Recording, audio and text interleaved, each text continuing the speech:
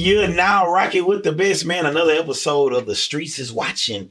Hip Hop Streets, man. And I got Scooby in the building, man. The Grit Boy, the original Grit Boys in the building, man. Scooby, welcome out to the Hip Hop Streets. The Streets is watching. Thanks for having me, man. It's always a pleasure to be here, man. I love Hip Hop Streets. Yeah, man. You know what, man? Listen, I want to dive right in, man. We're going to say this is how we want to do this, man. Listen. Scooby, Yonder. You know what I'm saying? Right. The Grit Boys. This is usually we talk about your brand, your name. You know what I'm saying? What kind of gives you your validity into the game. You know, people recognize you from. So, like, your name Scooby, where that came from? Like, well, about 8 years old, 7 years old, I just used to watch Scooby do all the time. So my mom was like, "That's the only thing I had you sitting down instead." She just started calling me Scooby, bro. Man, he kind of look like Scooby, did. Yeah, you know what I'm saying? I do, bro. He kind of like that. They between that and just, you know, shit. I just like the way the cartoon looked, man. It was more detailed. I knew Shaggy was getting out, bro. You know what I'm saying? So he just knew. So that's just like, man. It's just I had interest in it, man. And what about School Yonder? You know what I'm saying? Is that just a South Side slang? They come off the block, man. That's how we just change your name. Like, one of my homeboys from South Park, man. One day I come outside, probably about 12. He was like, "Man, your name's School Yonder, man. School Yonder. Just South Side." Yeah, you know what? Yeah, South Side always used to add something on the end of your name. It's a prefix, right? It was Bobo, Robo. Or something on the end. Yeah, it was all us, bro. Schoolboy. They got tired of calling me Schoolboy, so they just like, "Bro, you so fly. We just gonna call you School Yonder," because I used to be talking that I'm gonna be a rapper one day, boy. And you know what I'm saying? Yeah, that's School Yonder. Then the Grit Boys. Grit Boys. Where their name came from? Hawk added the boys, Big Hawk, but Grit was they called us G.R.I.T in Texas, right? So it was like all of us in there, and Pretty Tard just basically was like, we went through a few names, man. When we first started, like when we first met Will Lean, we was in high school, we was called Young Duns. I gave him our mixtape, like, then we was like, man, I forgot, bro. We had a couple names at first, but then one day they came in and was like, "Y'all name Grit." Oh, he was like, "Grit." I was like, You say came in there like what? Came in where? Well, when we was at Game Face, we probably was in the studio in the smoke room or something. Oh, they say y'all name Grit. Because at first it was just me and Neek in the group, and Poppy was already signed to that label. So he's like, y'all collectively, we need to come up with a name for y'all. So gotcha. Okay. We came with G.R.I.T in Texas. I mean, we was broke as hell. So we lived the sunny side. I did at the time, and that just kind of fit right in what we was talking about. Right. You remember that struggle? Yeah, y'all had an album named the same thing though, right? Yeah, we weren't broke then when the album came out. The ghetto, but the Ghetto Reality in Texas, that's where the grit comes from. Hawk added the Grit Boys, you know. Yeah. Rest in peace, H.A.W.K. You know, speaking of that, man, that makes you all group kind of legendary to deal with Hawk and to be on a couple of his albums. Like, what was the actual first song or the first particular album that you think that kind of put y'all into the business that really made y'all be recognized by the general public? Well, before the Hawk, I think I was 18 when me and Hawk did that. I was still in 12th grade. And then it was like going to my graduation summer type thing. But before that, people probably don't remember, we was on Color Turn and Click, Paul and Chameleon mixtape, the Bobby Boucher and the Kmart. So that was probably like the first mixtape recognition. But Hawk debut album, well, not debut, his follow-up, Self-Entitled, that's what I meant to say. That was like the first time we was on an album, name in the credits, you know what I'm saying, on multiple songs, at a big show. He already got a fan base, you know what I'm saying? So that's what really crossed us over to, like, you know, got into the mainstream. Really into that the family of you know, the legends, because once he said, like, you know, these are my guys, we got a lot of love from the other people. You just been ordained by H.A.W.K. But we could really rap, so it made sense. It wasn't like, you know what I'm saying? And we was already signed, so it was like, man, you know, Lil O, he was bag back. You know what I'm saying? Yeah, He still was bag, fucking with him. bag. Like, oh, I Yeah, I do. That's remember. my dude. But he just was on his doing his thing. He's just like the little dudes in the studio. How came? So Lil O, the one that really put y'all on then. You did the song first with Well, Lil O or Lil O? no, Poppy was on songs with Lil O. Yeah, he put Poppy on first. Okay. You know what I'm saying? Okay. But like it was a while before we did a song with Lil O on the second album. You know what I'm saying? But O did some stuff for us. You know what I'm saying? But Hawk really like came and under Hawk wings. Like these are my guys. I'm gonna take them on the road. Like Poppy was Lil O hype man, and then I ended up being Hawk hype man. Then Neek ended up being Power Wow hype man. Okay, so that was like our job at first. You feel me? I get that. So will the group consist of you? You say you, Poppy, and Neek. That's the Unique. Yeah. and Unique. Them the only members that's a part of the Grit Boy. Nah, Hawk was a Grit Boy. Hawk was a Grit Boy too. Young Red was a Grit Boy. Young Red is Young Red. Okay, Young Red. You know what I'm saying? Starchy Arch. So, but like mainly, you know, it's not just us three. That's why the GB, you know, it's people from that era and that childhood. They was younger than me, like my brothers and his partners. That's like wearing a Death Row shirt or Wu-Tang because that's they want it. My brother got a GB piece, bro. He don't rap, you know what I'm saying? He's an actor.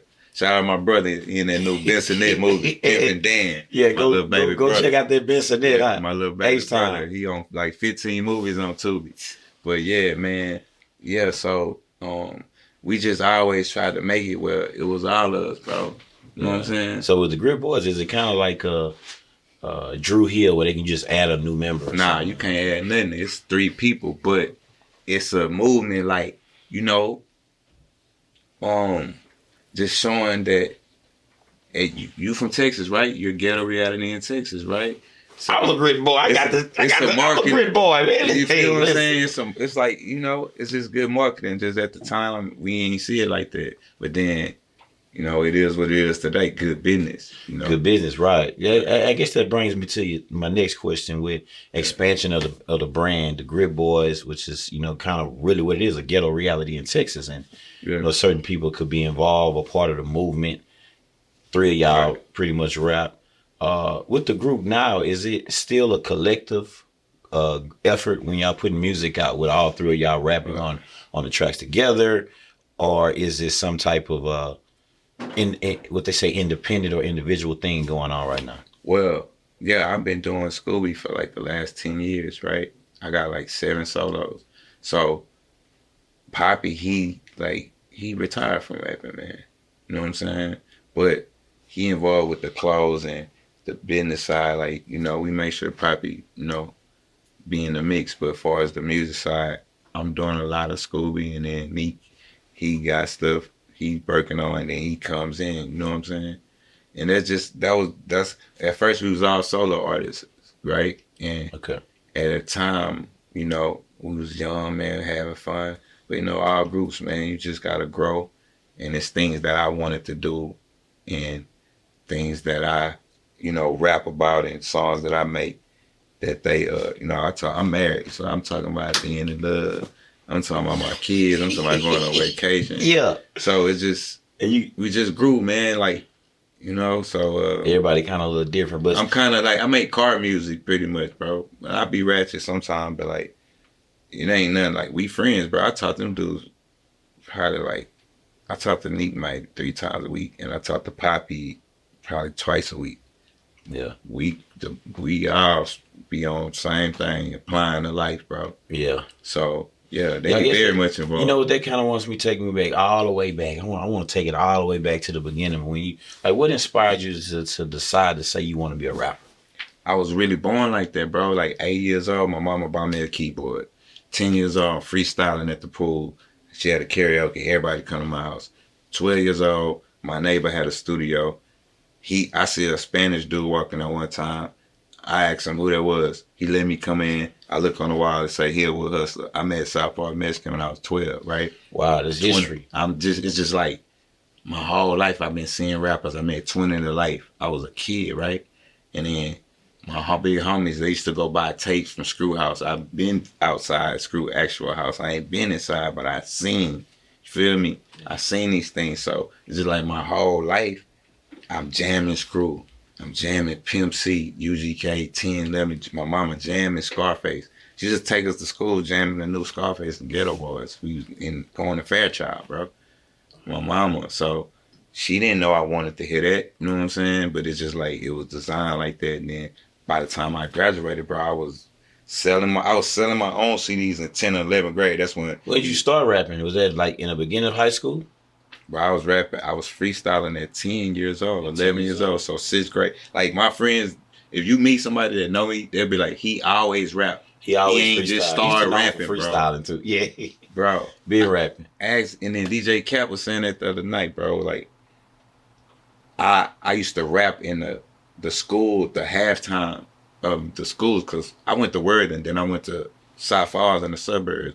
So when I used to play basketball, I was on JV, so during the varsity game, I'm in the halftime show, battling, doing what we do, bro. You know what I'm saying? Like, that's really how I got known in the suburbs, and them people really took care of me, like, because they was spending money to buy my little burnt CD when we was taking from tape to CDs. Right. You know what I'm saying? From the digital tape to the CD. And I ain't gonna say drop too many names on Hip Hop Street, but it's another blog person. He's pretty big, and he interviewed a lot of known people that's not from Texas. You feel me? Yeah. He was my first DJ. Gotcha. You know, people don't really know his face, but yeah, he got a cool little vlog that, you know what I'm saying, he interviewed Charleston White before. You feel me? Okay, well, I mean, do whatever you want in Hip Hop Streets, man. You know what I'm saying? The streets is watching. Yeah. You know Shout out my boy Green Room TV, bro. Right, that was my first DJ, bro. Big shout out to Green Room TV. He found a tape. He came to me when he figured out how to get tapes to CDs, bro. This was probably like 2000. And so we was selling them for $5 or $6. He was like DJ 6 Deuce or something. Yeah. You feel me? So let me see. You selling CDs at this time. This is in high school. Yes, bro. So was you signed to the label? Had you met Poppy yet at this time? No, I didn't. I seen Poppy at Worthing, but I ain't know him till we got to the label. But I knew Paul Wild because he used to. So the guy that made They Don't Know What They Star About, you know, for Mike Jones and Paul, he the one discovered me at South Falls because he was a substitute teacher. And then he had made beats for Flip. He made 2 beats on the Leprechaun. Paul knew him from U of H. So they used to come.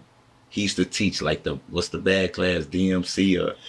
So I used to get in trouble just to go talk to the dude about rap because he told me, yeah, I know Flip. And I know him too. And I was like, you know, I used to just be in there just soaking up game. And he's like, I'm going to tell Paul. In high school, they had a high school class. Yeah, it was like 10th grade. So he's like, I'm going to tell Paul to come fuck with you. I think they call it, not time out, but they, you know, that's SRC. SRC. Using SRC, bro. Yeah, that's what it was, bro. You crazy, Scooby. Yeah, so you did SRC, bro, to go meet Pretty Todd so that he could talk to you about rap and music. Right.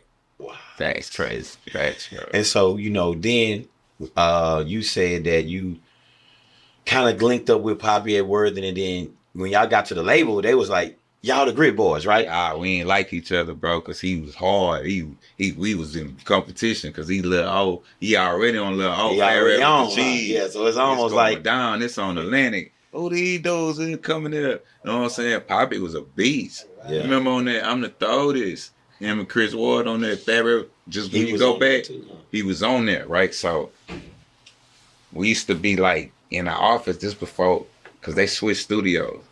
Because Kenny, the guy that owned Game Face, he built another studio right over here on Alameda. You know what I'm saying? And then some stuff happened where, you know, he got locked up. And so we was out like, dang, bro, the dude that's paying for everything in jail.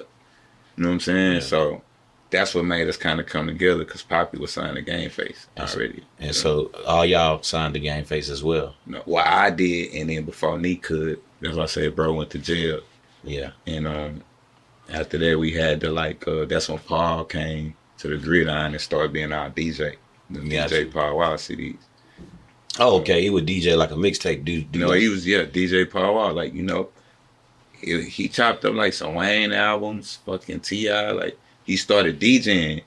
And so he was DJing for T.I. on the road, and we would go with him. Right, and then when he started doing the XM, he started chopping ours too. You know what I'm saying? Him and Jimmy D. Remember Jimmy D? Yeah. So it was like that was going on at that time. Yeah, it's all coming together. I see the pieces of the puzzle kind of connecting, you know what I'm saying, with bringing y'all into the industry as a whole. But like when you say that y'all signed to these people, do you have like a specific number or amount of money they paid you when you Yeah. consider being signed? I mean, in 2001, at 18 years old, the advance that I got from an independent record label, I think anybody that's fresh out of high school, you getting some. I got $2,500. You know what I'm saying? $2,500. Yes. Immediately out of high school, just. Yeah, when I signed. And when you sign, what does that mean? You sign over your song, or they sign over anything I just that you put signed out? like a 3-album record deal. It was for I want to say it was like 17 points. I knew what was going on. Like my publishing, they used something. My publishing, like it was a fresh artist deal, but you gotta think I'm around these legends. Yeah. They signed to Atlantic right at that time when I signed. So the OE, that's what I'm saying. It was going down. Like they had just got a $400,000 advance for the second project. So it wasn't nothing for him to give us nothing. Right. You know what I'm saying? And he built us a studio, you know? Yeah, so that mean and the label that you did with that was what name was what? What's the name? Game Face. Game Face. Yeah. Okay. Yeah. Game Face. Who else was Game Face? Was Game Face affiliated with anybody else in the music industry that was popular? They had Hawk and Lil O, but they did the first like Chameleon and Power Wall mixtapes. They sponsored those, like, you know what I'm saying? Yeah. They had a relationship with them. They weren't signed to them, but they really got behind them probably on their projects. They pretty much paid for it for them. You know what I'm saying? They just paid for it. Yeah, he like helped. You know, they was cool. Like everybody was, man, they was trying to sign him, I think. You know what I'm saying? And I think P would have probably did it, but you know, Chameleon probably wasn't trying to do that shit. You know what I'm saying? He always been on his own about shit. You know, this fast forward now. So, man, is there anything that you working with that's outside of the music business that just has something to do with general life? Any, people just kind of want to know personal details about you besides the music. What else you got going on in the city? In the city, what you mean? Like just in the world, really? Just in the world, I mean, what else do you do? Well, I got a hot shot business. Okay, I got an LLC, bro. Oh, okay. I ain't Let no the people goofy, know that, bro. Like, hey, man, they got to know this. I live like I'm a grown man, bro. I pay taxes. Got a yard and shit. I got grass to cut. I take trips and shit. I just love being a husband, a father. You know what I'm saying? But I do a lot of writing. I got some plaques though, boy. I don't be capping. They'll be really mad at me. Nah, we need to know about that, man. I want to know, man. What is the last plaque that you got? And let's talk plaques. Let's do plaque talk. I got one for DJ Khaled. God did that one. How you get a plaque for that? Man, I got business. Writers, producers, I do business, man. So you be writing music samples. Too? Yeah. Wow, that's deep. I'm in there. And before the God did plaque that you got with DJ Khaled, what's the other plaque that you got? I got one for People's Champ. People's Champ, Paul Wall's People's Champ. Yeah. I got some other shit I don't want to say yet. You don't even want to say yet? Nah, bro. Man. These are legendary albums though, being a part of it. But this facts though, like this ain't no for this some real this shit. Ain't no cap. Yeah, this is real. I got a partner in the mix that, it's more than just being a rapper. You gotta be behind and putting your hands and shit and you know what I'm saying? Yeah, you gotta be doing good business, man. It's about the business, huh? Travis Scott Sicko Mode. You know what I'm saying? I ain't got that plaque yet, but that sample come from my hard drive off of Grit Boys mixtape. You know what I'm saying? What sample? Act School, Pop, and Neat. We all in too deep, playing for keeps, so niggas don't play us for weed. Ooh, that's that H.A.K. part that's on that song. So look, this song finna kill you. So that comes from y'all mixtape. Man, I sent 3 verses, right? Acapellas of that to them, right? I don't know why Mike Dean picked that part. I know why, because H.A.K. You know what I'm saying? Y'all don't know where that came from. Yeah. Why he picked that part with the name at, right? You know what I'm saying? And then, bro, I look at it like I'm part of history of helping create generational wealth for his children. And that's all the thing I want to do, bro. Keep contributing to that. You feel me? Like, I'm his oldest son, bro. I was like 14, 15 years older than me, bro, at the time. So, man, that shit was so amazing to me to get him Grammy, to be a part of that. You know what I'm saying? I don't do it for the clout. I do it for this man like changing my life and being who he is and getting his shine cut. You know what I'm saying? Unfortunately, so is everything in my. That's really a big part of the reason why I still do music, bro. Because that was devastating to me at 22, 23 to lose him in that manner. You know what I'm saying? Yeah. So That's you take a real man, and, you know. Yeah. That's deep right there, man. And you know, I wanna before we get out of here, I got a couple more questions I wanna ask you. You know, we actually kind of winding down now, but you know, the label that you signed to now, since you've been doing pretty much music by yourself, I guess the last 5 to 10 years, is you still signed to Game Face or what label you signed to now? Good business music. Like we Independent artists. Yeah, independent. After that, we signed to TVT. And did, it was like amazing. Back in the Gap, they had like Yin Yang, Lil Jon, and Yo Gotti at that time, and then like now I'm my own boss, bro. I own all my masters. I own the Grit Boys. Everything. Everything. Is the label, the name, the good business clothing. Look it up. Darius Coleman, bro. So even the music from the major, you know what I'm saying? We ain't playing. We own it, right? Yeah. You know what I'm saying? So, but I'm doing my thing, bro. It's a lot of stuff I don't take. I don't ask for handouts. I can go ask somebody to give me a deal right now. I can go to a major record label right now. But I want to build so I can have more leverage than I ever had, right? You know what I'm saying? Because a lot of people, you know, they might not be as tuned in as they was, and they might think, well, yeah, that's cool from back in the day. Nah, I got a lot of new shit going on, bro. You know what I'm saying? Well, you know what? Any plans for the future? Anybody that you specifically like want to do any upcoming projects with or anything like that? Hell yeah. I mean, shout out my boy Killer Callion, man. I seen him the other day, bro. Shout out to Killer Callion. Me and my boy, we got some stuff coming. We about to shoot a video with Dot this week. I'm going to have to get him in. Quiet Money Dot. Quiet Money Dot. Shout out to Quiet Money. We about to shoot a video. And then, man, shout out my partner Killer Mike, bro. He been showing me a lot of love. He let me open up on a high holy tour. You know what I'm saying? Man, Pole Music Group. My boy Fada is with me, man. I'm just looking forward to working with the new artists that around me that's rapping like me. You know what I'm saying? Because, and reason why I said shout out Killer Mike, bro, because he's a prime example that you can go platinum and get nominated for Grammys just by being talented and a real nigga. You ain't got to have 100 million followers. Yeah. Feel me? So I model myself off after that because that's my partner for one, and that I seen him come from where he was to now. You know what I'm saying? He tell me all the time, your story is a lot like mine and don't stop, bro. You know what I'm saying? And that's better than getting a verse, getting that advice. You feel me? Wow, that's big, man. You know what? Can you let the people know actually where they can find you on any social media outlets? Oh, yeah, Scooby underscore Grit Boys, man. That's been me since back in the day, Twitter, man. I don't be doing nothing. But, you know, in the YouTube hustling. channels. I'm going to let you know that Instagram, man, that's all the business and it's a trap, man. Don't hit me talking about, man, you ain't get my message, man. It's all business. That may not even be me on there. Oh, man, on Instagram? What's your Instagram? Scooby underscore Grit Boys. Already, that's bad, man. Hey, man, we appreciate you coming out rocking with us, man. It was so thankful. Listen, the streets is watching, brother. Yeah. Scooby. All right, bro, thank you. Look, my guy.